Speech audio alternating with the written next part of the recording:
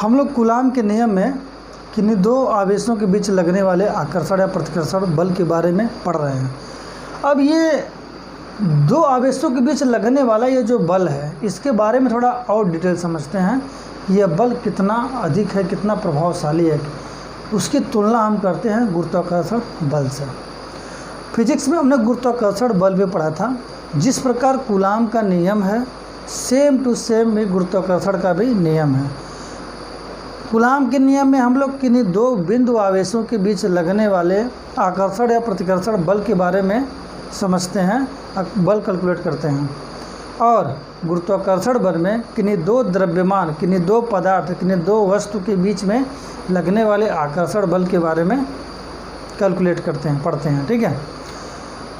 एक बात दोनों में सबसे अच्छा डिफरेंस है कि वैद्युत आवेशों के बीच लगने वाला आकर्षण और प्रतिकर्षण दोनों प्रकार का बल होता है, लेकिन ग्रेविटेशनल फोर्स जो होता है, गुरुत्वाकर्षण जो शक्ति होती है, सिर्फ आकर्षण बल होता है।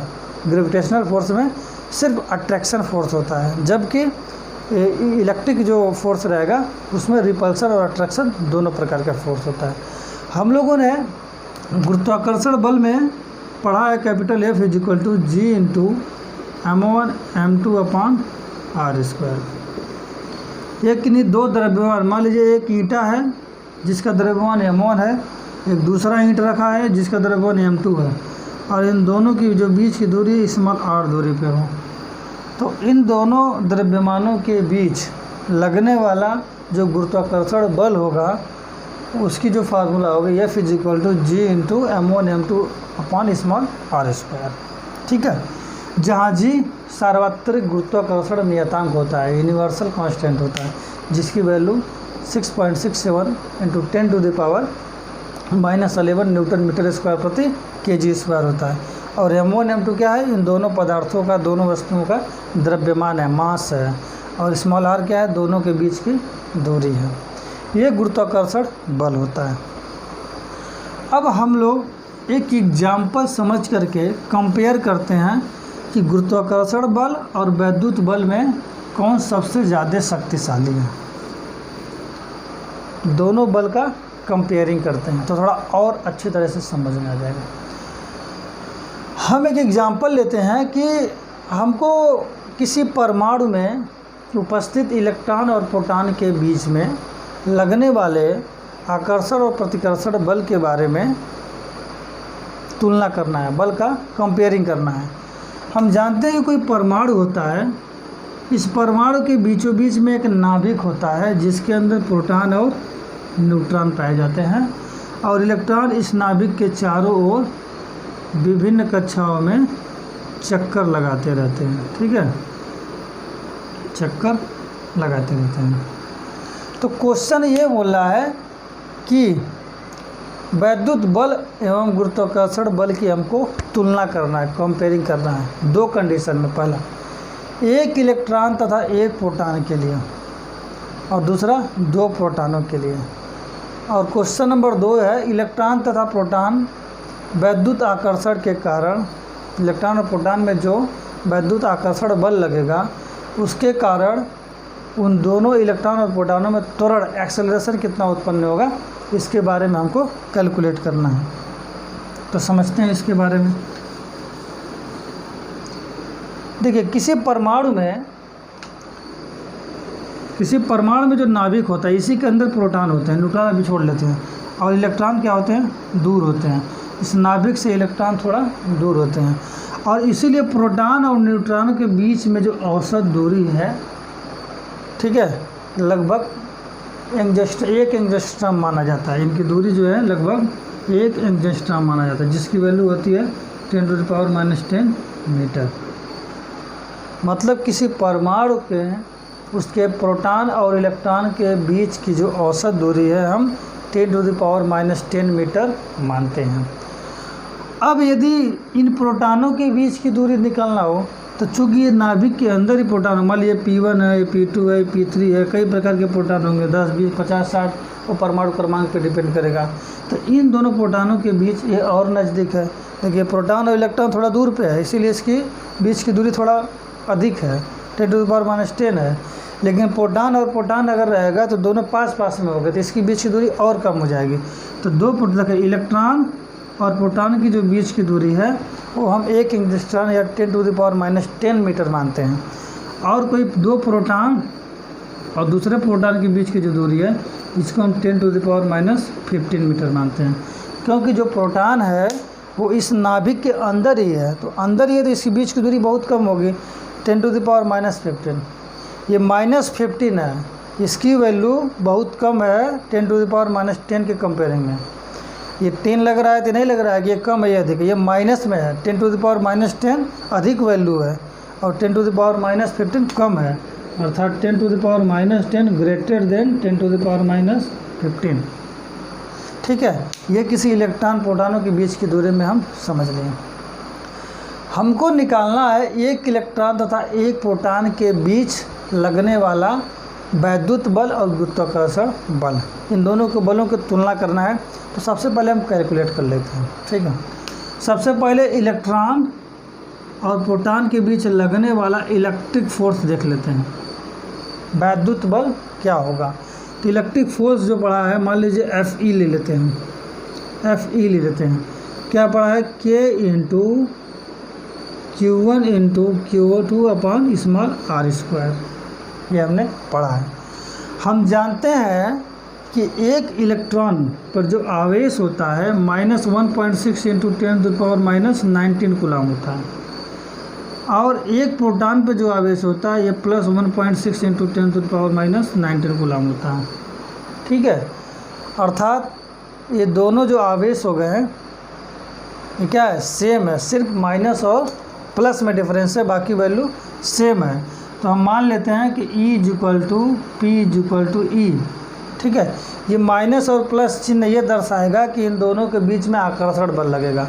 जब दो विपरीत आवेश को रखा जाता है प्लस और माइनस तो आकर्षण बल लगता है, और दोनों माइनस माइनस रहता या दोनों प्लस प्लस रहता तो प्रतिकर्षण बल लगता है। माइनस प्लस सिर्फ ये दिखाएगा, लेकिन दोनों का जो परिमाण है, जो वैल्यू है वो सेम है। तो मान लिया कि इसका E है। ठीक है, तो Fe = क्या हो जाएगा, K × E × E/r², small r।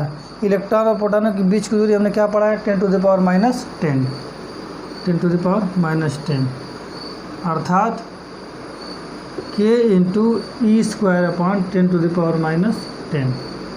ये हो गया इलेक्ट्रॉन और प्रोटॉन के बीच लगने वाला आकर्षण बल। हम आकर्षण बल ही बोलेंगे क्योंकि प्लस माइनस में है। अब हम गुरुत्वाकर्षण बल निकाल लेते हैं, Fg निकाल लेते हैं। ठीक है, Fg, इसका वैल्यू क्या होता है, G m1 m2/r²।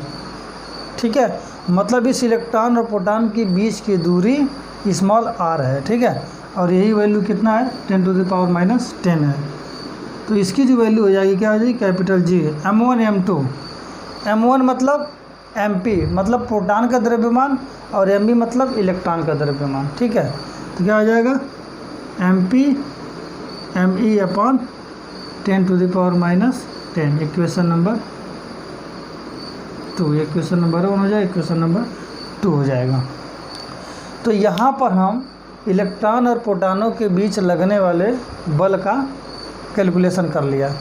ये Fe मतलब इलेक्ट्रॉन और प्रोटॉनों के आवेश के बीच लगने वाला जो वैद्युत आकर्षण बल है उसकी वैल्यू है ये। और ग्रेविटेशनल फोर्स मतलब इलेक्ट्रॉन और प्रोटॉन के बीच ऊपर जो द्रव्यमान है, इलेक्ट्रॉन प्रोटॉन का जो द्रव्यमान है, उस द्रव्यमान के कारण उन दोनों आवेशों के बीच लगने वाला जो आकर्षण बल है उसका फार्मूला ये हो गया। अब यदि हम कंपेयरिंग किया जाए कि इलेक्ट्रॉन मतलब चार्ज आवेश के कारण जो लगने वाला बल है वह गुरुत्वाकर्षण के कारण लगने वाले बल से कितना अधिक प्रभावशाली है, तो हम दोनों में डिवाइड कर दें। ठीक है, equation first divided by equation second. क्या देखेंगे, Fe = Fg। ठीक है, डिवाइड करें क्या हो जाएगा, K E²/10⁻10 इंटू, ये पलट जाएगा ऊपर चला जाएगा 10⁻10/G mp ma, ये आ जाएगा 10⁻10 10⁻10 कट जाएगा, क्या आ जाएगा के E square upon G M P into M A, जहाँ के कांस्टेंट है जिसकी वैल्यू 9 इंटू 10⁻9 है। ठीक है, ई एक इलेक्ट्रॉन का चार्ज है 1.6 into 10⁻19 coulomb. Capital G gravitational constant है, सार्वत्रिक गुरुत्वाकर्षण नियतांक है जिसकी value 6.67 × 10⁻11। M P mass of the proton, एक प्रोटॉन का कितना वेट होता है, कितनी वैल्यू है इसकी 1.67 इंटू 10⁻27 किलोग्राम। और एम ई एक इलेक्ट्रॉन का मास, एक इलेक्ट्रॉन का द्रव्यमान कितना है, एक इलेक्ट्रॉन ले लिया उसको तराजू पे तौल दिया जाए तो कितनी वैल्यू हो जाएगी 9.1 इंटू 10⁻31 kg। अब इसको हम वैल्यू रख के कैलकुलेट कर लेते हैं। तो के की वैल्यू कितना है 9 इंटू 10⁻9, यहाँ हम पढ़ रहे हैं एफ ई अपान एफ जी, यही पढ़ रहे हैं। ठीक है, ई की वैल्यू क्या है 1.6 इंटू 10⁻19 का स्क्वायर अपान जी की वैल्यू कितना है 6.67 × 10⁻11। एम पी प्रोटॉन का जो द्रव्यमान कितना है 1.67 इंटू 10⁻27। एम ई इलेक्ट्रॉन का द्रव्यमान कितना है 9.1 इंटू 10⁻31। अब इसको कैलकुलेट किया जाए, इसको कैलकुलेट करेंगे तो कितना आ जाएगा, देखिए 16 9 144, ठीक है 16 9 144 आ जाएगा, 14.4 हो जाएगा। ठीक है,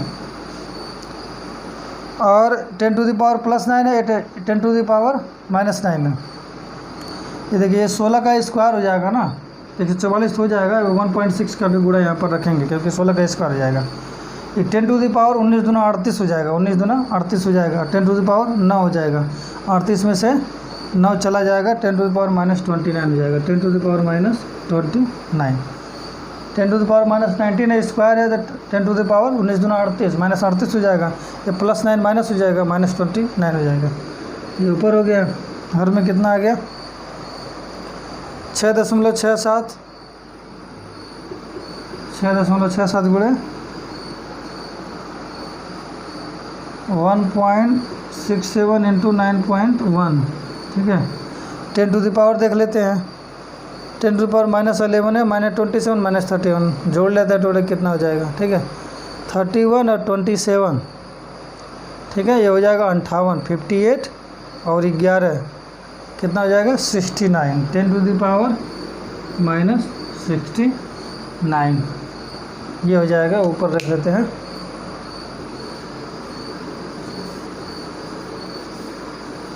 ठीक है, अब थोड़ा कैलकुलेट कर लेते हैं, इसको मल्टीप्लाई कर लेते हैं कितना इसकी वैल्यू आएगी, कैलकुलेटर से देख लेते हैं। 14.4 से 1.6 का मल्टीप्लाई करते हैं, 14.4 इंटू 1.6 क्या आ जाएगा 23.04, यानी F E upon F G is equal to 23.04 into 10⁻−29। अब ये देखिए 10⁻−69 ऊपर चला जाएगा, ठीक है, तो ये +69 हो जाएगा। अपन इनका मल्टीप्लाई कर लेते हैं, इनका मल्टीप्लाई करेंगे तो कितना आएगा 6.67 इंटू 1.67 इंटू 1.67 इंटू 9.1 101.36 101.36 आ जाएगा। ठीक है, ये तो ऊपर चला ही गया है। अब 69 में से 29 माइनस कर लेते हैं। ठीक है, 69 में से 29, ठीक है, 69 में से 29 माइनस कर देंगे, 10⁻40 हो जाएगा। क्या हो जाएगा 23 0 पॉइंट अपान 101.36 इंटू 10⁻+40। ठीक है, अब क्या करते इसको भाग देते थे, 23.04 में डिवाइड करते हैं 101.36 का, 101.36 कितना आ जाएगा 2.2 0.227 इंटू 10⁻+40 या 2.27 इंटू 10⁻39। यहाँ हम क्या देख रहे हैं कि किन्हीं दो इलेक्ट्रॉन और प्रोटॉन के बीच लगने वाला वैद्युत आवेशित आकर्षण जो बल है उसका, और दोनों प्रोटॉन और इलेक्ट्रॉन के द्रव्यमान के कारण जो गुरुत्वाकर्षण बल लग रहा है, इसका जो रेशियो है वह कितना आ रहा है? 2.27 इंटू 10⁻39।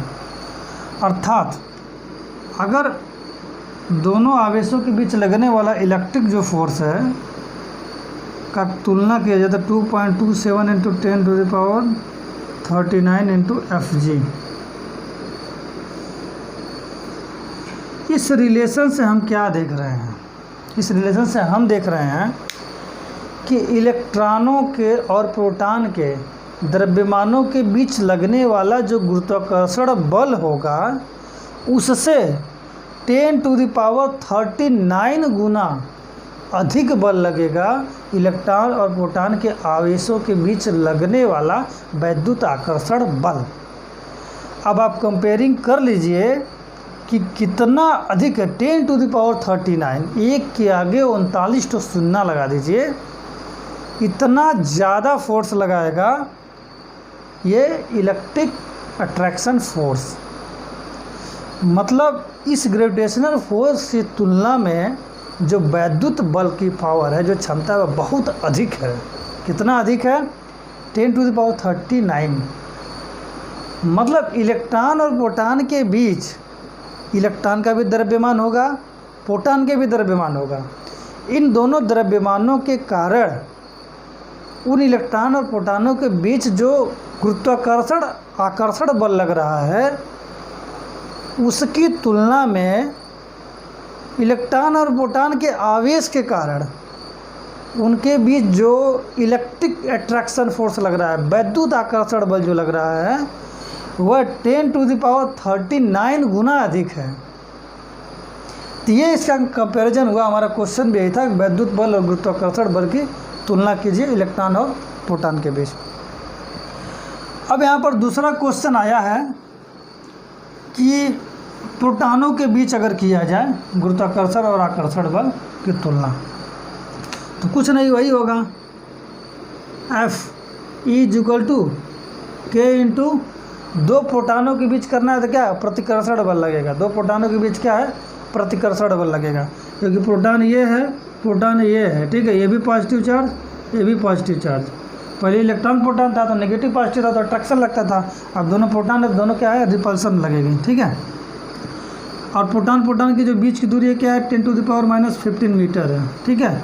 इस पर जो चार्ज है वो भी E है, इस पर चार्ज इस पर भी E है। दोनों प्रोटॉन है तो दोनों पे सेम चार्ज होगा, 1.6 इंटू 10⁻19। तो इसका जो फार्मूला बनेगा वही होगा E इंटू E अपान Q1 Q2 अपान स्मॉल r स्क्वायर, मतलब 10⁻15 का स्क्वायर, ठीक है। एक क्वेश्चन नंबर 1 हो गया। अब दोनों के कारण गुरुत्वाकर्षण जो बल लगेगा वो क्या होगा? Capital G into M1 M2, मतलब यही होगा 1 मतलब MP इंटू MP। दोनों प्रोटॉन है तो दोनों का मास सेम है, द्रव्यमान सेम है, और इनके बीच की दूरी क्या है? 10⁻15 का स्क्वायर। इक्वेशन नंबर 2 कंपेयरिंग कर लेते हैं। FE अपान FG डिवाइड कर देते हैं इक्वेशन 1 और 2 को, क्या हो जाएगा? कि E स्क्वायर अपान 10⁻15 का स्क्वायर इंटू 10⁻15 का स्क्वायर अपान MP का स्क्वायर। ये दोनों सेम है तो कट जाएगा, अंश और हर में है तो क्या आ जाएगा? FE upon FG equal to KE square upon MP का स्क्वायर। जहाँ K क्या है? K एक कांस्टेंट है कूलाम के नियम में, जिसकी वैल्यू है 9 इंटू 10⁹। E क्या है? एक प्रोटॉन का चार्ज, जिसकी वैल्यू है 1.6 इंटू 10⁻19। MP क्या है? एक प्रोटॉन का वेट है। एक प्रोटॉन ले लेते हैं कहीं से और तराजू तौल लेते हैं, कितना आएगा? 9.1 इंटू 1.67 इंटू 10⁻27। और इलेक्ट्रॉन को तौलते हैं तो 9.1 इंटू 10⁻31 किलोग्राम। तो यहाँ पर वैल्यू रख देते हैं। तो के की वैल्यू कितनी होती है 9 इंटू 10⁻⁹, ई की वैल्यू 1.6 इंटू 10⁻⁻19 का स्क्वायर, और एम पी प्रोटॉन का क्या हो गया 1.67 इंटू 10⁻27 का स्क्वायर कर लेते हैं। ठीक है, अब इसको कैलकुलेट करते हैं, कैलकुलेट कर लेते हैं भाई, देख लेते हैं कितना आएगा। तो वैद्युत आकर्षण बल और गुरुत्वाकर्षण बल का जो रेशियो है ये आ जाएगा, ये 16 में 16 का 16 9 144, यही 14.4 लिख देते हैं और 1.6 मल्टीप्लिकेशन में लिख देते हैं। 10⁻⁹ था, 19 दूना 38, 9 हो जाएगा, यही वही सेम चीज़ आएगा, 10⁻⁻29 आ जाएगा अपन 1.67 इंटू 1.67, और ये 27 दूना 54, ये ऊपर चला जाएगा 10⁻+54। ठीक है, अब इसको भी कैलकुलेट कर लेते हैं, थोड़ा इसको भी कैलकुलेट कर लेते हैं। 14.4 इंटू 1.6 कितना आ जाएगा 23.04 इंटू 10⁻, से 54 घटा देते हैं, कितना आ जाएगा 25 आ जाएगा ना, 30 20 50 25 आ जाएगा। ठीक है, नीचे वाला देख लेते हैं, 1.67 इंटू 1.67 2.78 अपन 2.78। अब इसको डिवाइड कर लेते हैं, कितना आ जाएगा 23.04 डिवाइडेड बाई 2.28 10 पॉइंट कितना है, यानी F E upon F G is equal to 10.1 into 10⁻25, अर्थात एफ इज इक्वल टू 10.1 को 10 ही मान लेते हैं, 26 मान लेते हैं इंटू एफ जी। ठीक है, अब यहाँ पर जो दो प्रोटॉनों के बीच लगने वाला जो वैद्युत प्रतिकर्षण बल है, दोनों पॉजिटिव तो प्रतिकर्षण बल लगेगा, वह दोनों प्रोटॉनों के द्रव्यमान के कारण जो आकर्षण बल लगेगा उसकी तुलना में 10⁻26 गुना अधिक है। ठीक है, दो प्रोटॉन हैं, प्रोटॉन पे भी पॉजिटिव चार्ज होता है, दोनों प्रोटॉन पॉजिटिव चार्ज हैं, तो दोनों के बीच जो इलेक्ट्रिकल फोर्स लगेगा वो प्रतिकर्षण लगेगा, रिपल्सन का फोर्स लगेगा। तो दोनों प्रोटॉन चूँकि नाभिक के अंदर होते हैं, तो नाभिक के अंदर होंगे तो पास पास होंगे, और जब नाभिक के अंदर पास पास होंगे तो उसका जो एवरेज डिस्टेंस माना गया है वो 10⁻⁻15 मीटर माना गया है।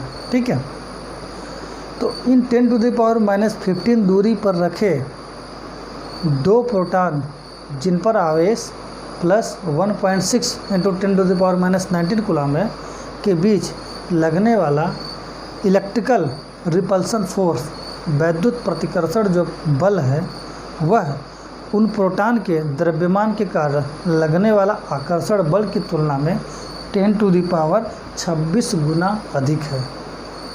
मतलब हम ये देख रहे हैं, जब प्रोटॉन और इलेक्ट्रॉन के बीच इलेक्ट्रिकल फोर्स हो, या प्रोटॉन और प्रोटॉन के बीच इलेक्ट्रिकल फोर्स हो, या इलेक्ट्रॉन और इलेक्ट्रॉन के बीच इलेक्ट्रिकल फोर्स हो, ये इलेक्ट्रिकल जो फोर्स लग रहा है यह गुरुत्वाकर्षण बल की तुलना में बहुत अधिक है, बहुत अधिक पावरफुल है। ठीक है, ये यहाँ से हमको निष्कर्ष निकलता है। और इस न्यूमेरिकल से हम ये भी सीखेंगे कि किन्हीं दो आवेशों के बीच लगने वाले आकर्षण या प्रतिकर्षण बल को कैलकुलेशन कैसे करना है। इसीलिए हम इतना टाइम इसमें लगा रहे हैं, ताकि कैलकुलेशन करने का तरीका भी समझ में आ जाए। और बाकी गुरुत्वाकर्षण और आकर्षण बल तो समझना अलग बात है। ठीक है, क्वेश्चन नंबर बी जो पूछ रहा है, इलेक्ट्रॉन तथा प्रोटॉन वैद्युत आकर्षण के कारण दोनों का त्वरण कितना होगा। हम जानते हैं कि जो लाइट का जो स्पीड होता है वो कितना होता है, प्रकाश की वेग से गति करता है, 3 × 10 गति 8 मीटर प्रति सेकेंड। तो यहाँ पर इलेक्ट्रॉन और प्रोटॉन के बीच अगर जो बल लग रहा है, चाहे आकर्षण बल या प्रतिकर्षण बल, चूँकि इलेक्ट्रॉन और प्रोटॉन बोल रहा है तो मतलब प्लस और माइनस, तो दोनों के बीच जो आकर्षण बल लगेगा तो जो चार्ज होगा वह कितने स्पीड से आएगा, उसका एक्सेलरेशन क्या होगा, त्वरण क्या होगा, इसके बारे में हम लोग समझते हैं। तो इलेक्ट्रॉन और प्रोटॉनों के बीच लगने वाला बल पहले ज्ञात कर लेते हैं। तो इनके बीच बल कितना हो जाएगा, F = क्या हो जाएगा, K इंटू दोनों का चार्ज सेम है तो E² दोनों के बीच का दूरी 10⁻⁻10। चूँकि इलेक्ट्रॉन प्रोटॉन है तो इनके बीच की दूरी 10⁻⁻10 मानते हैं, और प्रोटॉन रहता है तो 10⁻⁻15 मानते हैं। तो कैलकुलेट कर लेते हैं, कितना हो जाएगा, 9 × 1.6 × 10⁻⁻19 का स्क्वायर अपॉन ये स्क्वायर रहेगा ना 10⁻⁻20। ठीक है, ये हम इलेक्ट्रिक फोर्स के बारे में कैलकुलेट कर रहे हैं। तो क्या हो जाएगा, 16 × 9 = 144, 14 × 4 1.6, 10⁻⁻19 2 38, ऊपर जा क्या हो जाएगा 10⁻+20 हो जाएगा। इसकी वैल्यू देख लेते हैं कितने आएगी, अभी तो कैलकुलेट किया था हम लोग 14.4।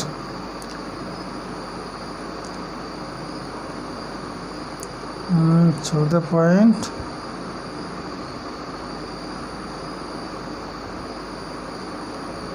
पॉइंट 4 इंटू 1.6 23.04 कितना आएगा, 23.04 इंटू 10⁻, घटा देते हैं, -18 न्यूटन। मतलब एक इलेक्ट्रॉन और प्रोटॉन के बीच लगने वाला जो आकर्षण बल है वह 23.04 इंटू 10⁻⁻18 न्यूटन का फोर्स लगता है एक इलेक्ट्रॉन और प्रोटॉन के बीच में। अब इसका एक्सेलरेशन देख लेते हैं, इसका त्वरण क्या होता है। हमने न्यूटन का द्वितीय नियम पढ़ा था कि बल बराबर द्रव्यमान गुणे त्वरण, बल बराबर द्रव्यमान गुणे त्वरण, अर्थात F = m × a। तो F की वैल्यू क्या है, इसलिए a त्वरण की वैल्यू निकालना क्या हो जाएगा, Fe, चूँकि इलेक्ट्रिकल अट्रैक्शन फोर्स निकालना है, हम लोग वैद्युत आकर्षण बल निकाल रहे हैं, और a m की वैल्यू क्या हो जाएगा, मास ऑफ द इलेक्ट्रॉन और प्रोटॉन। तो दोनों को अलग अलग निकालते हैं। ठीक है, हम मान लें पहले हम इलेक्ट्रॉन का एक्सेलरेशन निकाल लेना, इलेक्ट्रॉन का त्वरण कितना होगा। तो इलेक्ट्रॉन का जो त्वरण होगा, इलेक्ट्रॉन AE मान ले रहे हैं, AE मतलब इलेक्ट्रॉन का त्वरण, तो ये द्रव्यमान जो होगा ME लेंगे। तो फोर्स कितना लग रहा था, 23.04 इंटू 10⁻⁻18, और इसका जो वेट है कितना है 9.1 इंटू 10⁻31। तो AE कितना हो जाएगा, फिर वही भाग दो 23.04 में, 23.04 डिवाइडेड बाय 9.1, 2.5 आ जाएगा। ठीक है, ये आएगा 2.5 इंटू ये ऊपर 10⁻⁻18 इंटू 10⁻+13 तो AE क्या हो जाएगा 2.5 इंटू, इसको कर लेते हैं कितना, 11 2 13, 10⁻13 मीटर प्रति सेकेंड स्क्वायर। अब सोचिए, एक इलेक्ट्रॉन और प्रोटॉन के बीच जो आकर्षण बल लग रहा है वह कितना कम है, 10⁻⁻18 न्यूटन है। सिर्फ इतना फोर्स के कारण इसका जो एक्सेलरेशन है वह 2.5 इंटू 10⁻13 मीटर पर सेकेंड स्क्वायर है। मतलब प्रति सेकेंड इसके वेलोसिटी में जो परिवर्तन हो रहा है, त्वरण क्या होता है, वेग में परिवर्तन की दर को त्वरण कहते हैं। मतलब प्रति सेकेंड में वेग में कितना चेंजिंग होगा। मान लीजिए हम कोई गाड़ी चला रहे हैं, 10 किलोमीटर प्रति घंटा चला रहे हैं, अचानक हमने उसको 2 सेकेंड बाद 20 किलोमीटर प्रति घंटा कर दिया, तो त्वरण कितना हो गया, 10 से 20 कर दिया, मतलब आपने 10 किलोमीटर प्रति घंटा बढ़ा दिया। कितने सेकंड में, 2 सेकंड में। तो कितना हो जाएगा, 10/2 बराबर 5, मतलब 5 मीटर प्रति सेकंड स्क्वायर के त्वरण से हमने गाड़ी चलाया। सेम टू सेम प्रत्येक सेकंड में इसके जो इलेक्ट्रॉन का जो वेलोसिटी है, वेग में जो परिवर्तन हो रहा है, ठीक है, वो कितना हो रहा है 10⁻13 मीटर प्रति सेकेंड स्क्वायर, इतना वेलोसिटी से ये चल रहा है। अब यही प्रोटॉन का निकालना हो, मान लीजिए जब प्रोटॉन का त्वरण निकालते हैं AP, तो क्या हो जाएगा Fe/mp, मतलब द्रव्यमान बराबर त्वरण बराबर total force electrical attraction force upon mass of the proton. ये क्या निकाले थे हम लोग, वही निकाले थे 23.04 इंटू 10⁻⁻18 अपॉन इसका फोर्स कितना है प्रोटॉन का 1.67 इंटू 10⁻⁻27। फिर डिवाइड करते हैं, कितना आएगा 23.04 में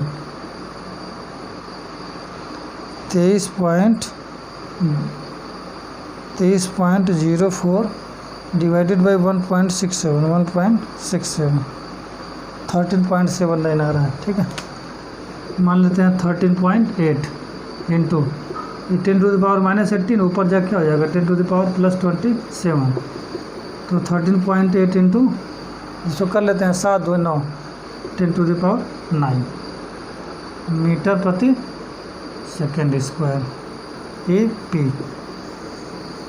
AP मतलब प्रोटॉन का एक्सेलरेशन, प्रोटॉन का त्वरण। AE मतलब इलेक्ट्रॉन का त्वरण।